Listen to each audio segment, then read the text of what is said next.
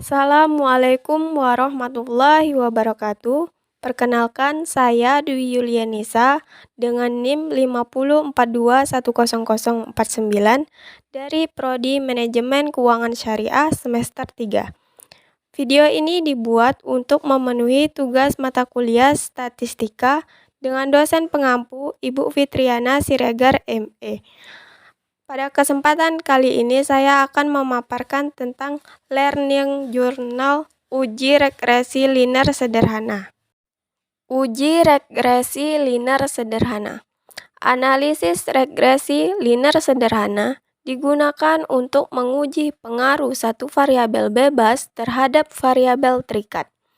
Dasar pengambilan keputusan ada dua, yaitu dengan cara membandingkan nilai signifikansi dan probabilitas 0,05. Jika signifikansi kecil dari 0,05, artinya variabel X berpengaruh terhadap variabel Y. Begitu juga dengan sebaliknya, jika signifikansi besar dari 0,05, artinya variabel X tidak berpengaruh terhadap variabel Y.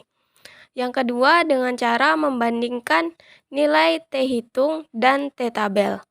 Jika T hitung besar dari T tabel, maka variabel X berpengaruh terhadap variabel Y.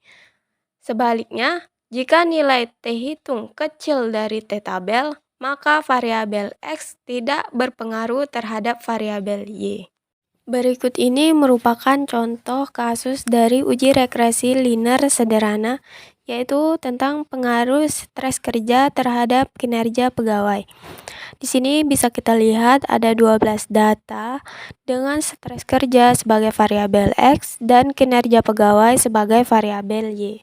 Ada 6 langkah dalam analisis data menggunakan aplikasi SPSS. Yang pertama, variabel V, ketik X dan Y pada label nama variabel. Kedua, analis. Ketiga, regression. Keempat, linear. Kelima, pindahkan variabel. Selanjutnya, oke. Selanjutnya adalah uji hipotesis membandingkan nilai signifikansi dengan 0,05. Adapun yang menjadi dasar pengambilan keputusan dalam analisis regresi dengan melihat nilai signifikansi hasil output SPSS adalah 1. Jika nilai signifikansi lebih kecil dari probabilitas 0,05, mengandung arti bahwa ada pengaruh stres kerja atau X terhadap kinerja pegawai atau Y. Kedua, sebaliknya, jika nilai signifikansi lebih besar dari probabilitas atau 0,05 mengandung arti bahwa tidak ada pengaruh stres kerja atau X terhadap kinerja pegawai atau Y. Setelah kita melakukan analisis data menggunakan aplikasi SPSS, kita akan melihat tabel koefisien. Berdasarkan output di atas, diketahui nilai signifikasi sebesar 0,001, lebih kecil dari probabilitas 0,05, sehingga dapat disimpulkan bahwa H0 ditolak dan HA diterima, yang berarti bahwa ada pengaruh stres kerja atau X terhadap kinerja pegawai atau Y.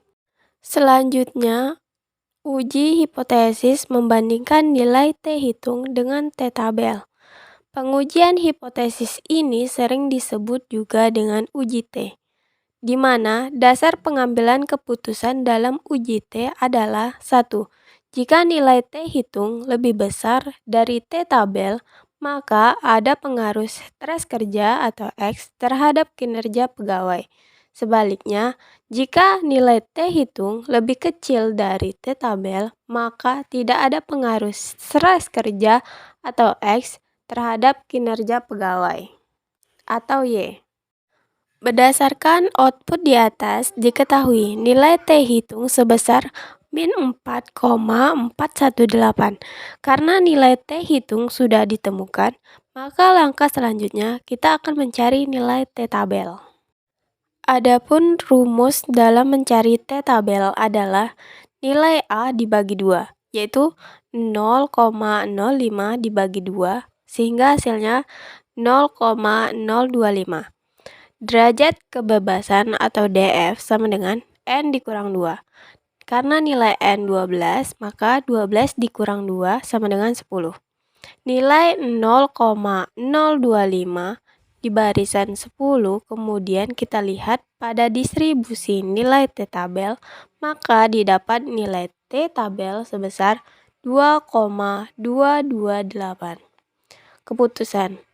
Karena nilai T hitung sebesar min 4,418 lebih besar dari T tabel, yaitu 2,228, sehingga dapat disimpulkan bahwa H0 ditolak dan HA diterima, yang berarti bahwa ada pengaruh stres kerja atau X terhadap kinerja pegawai atau Y.